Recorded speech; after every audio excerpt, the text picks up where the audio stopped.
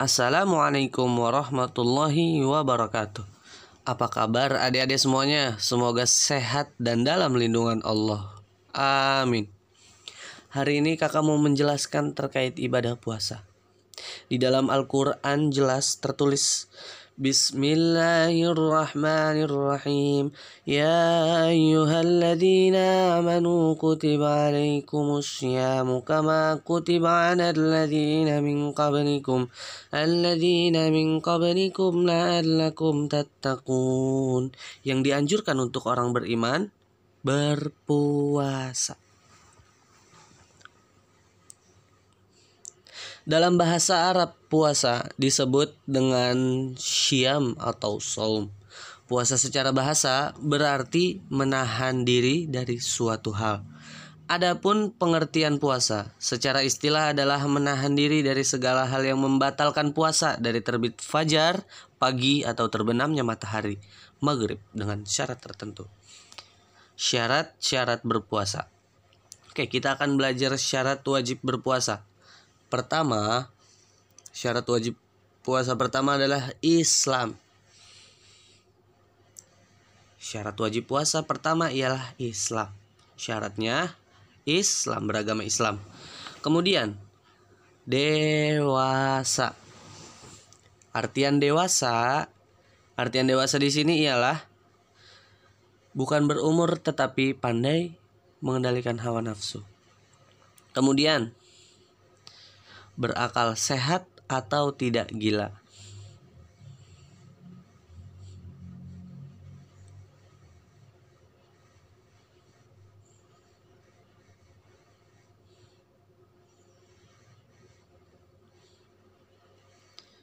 Kemudian suci dari haid dan nifas. Untuk perempuan yang dewasa, suci dari haid dan suci dari nifas, maka diwajibkan berpuasa. Itu syarat yang keempat. Syarat kelima ialah mampu berpuasa, siap berpuasa. Oke, jika adik-adik kelihatan sakit atau tidak mampu berpuasa, maka tidak dianjurkan untuk berpuasa. Kemudian berpergian jauh, pulang kampung, tidak dalam perjalanan jauh. Jika adik-adik berjalan sangat jauh atau pulang kampung, dianjurkan tidak berpuasa. Oke, syarat-syarat sah berpuasa. Apa saja syarat sah berpuasa? Pertama, Islam. Tentunya beragama Islam syarat sahnya. Tiga tadi syarat wajib, sekarang adalah syarat sah berpuasa. Oke. Kemudian tamyiz. Selanjutnya, terhindar atau suci dari haid dan nifas seperti syarat wajib puasa tadi.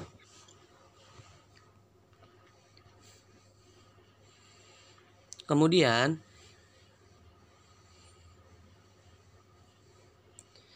bukan hari di mana tidak dianjurkan berpuasa atau ayyamut tasyrik, hari yang diharamkan untuk berpuasa.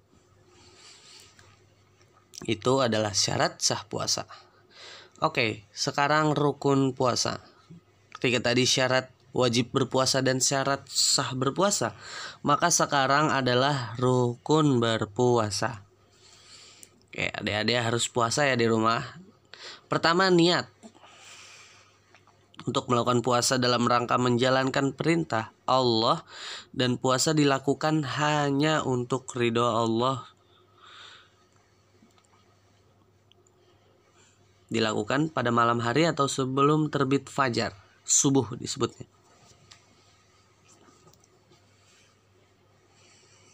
Kemudian menahan diri dari segala hal yang membatalkan puasa.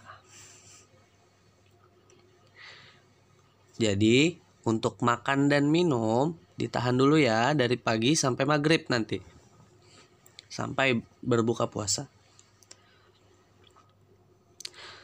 Kemudian setelah syarat-syarat dan rukun yang tadi, ada hal-hal yang membatalkan puasa.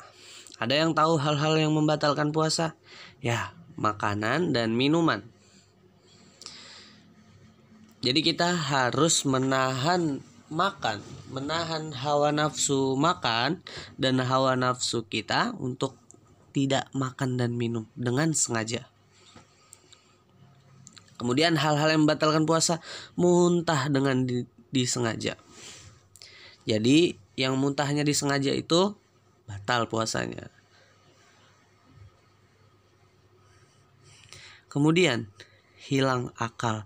Contohnya seperti mabuk atau pingsan atau gila. Makanya jangan dipaksain untuk berpuasa. Jika pingsan akan batal. Kemudian tetap haid dan nifas. Itu membatalkan puasa. Dan kemudian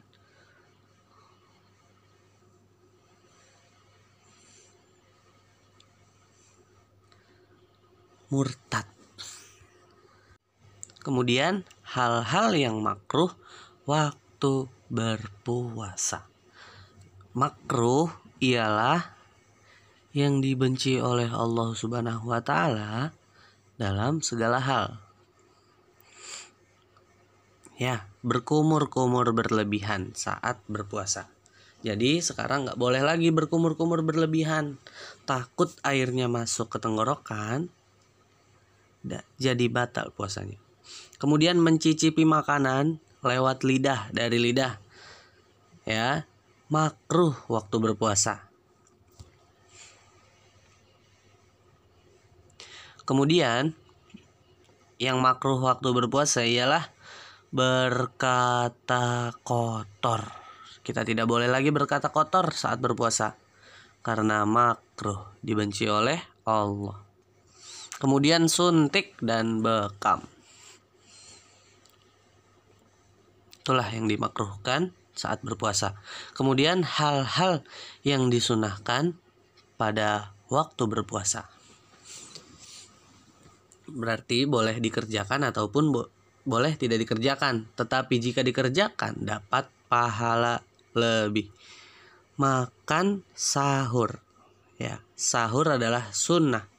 Karena Nabi Muhammad SAW bersahur ketika akan berpuasa. Kemudian mengakhiri makanan. Sahur kurang 15 menit. Ya, kurang 15 menit dari waktu subuh atau waktu imsak. Ya, jadi gak boleh saat azan masih menyambung makan sahur. Itu gak boleh.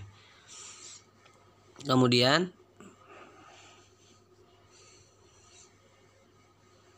menyegerakan berbuka puasa. Nggak boleh nanti sakit. Karena kita telah 12 jam berpuasa, maka harus menyegerakan berbuka puasa.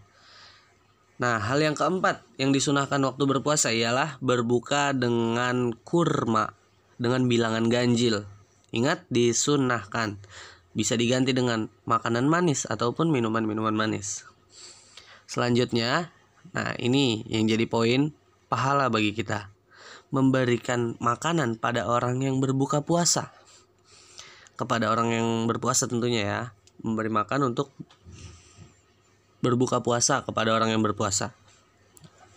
Jadi niatnya sedekah. Karena berpuasa di bulan suci Ramadan akan dilipat gandakan pahalanya. Dan berdoa sewaktu berbuka puasa.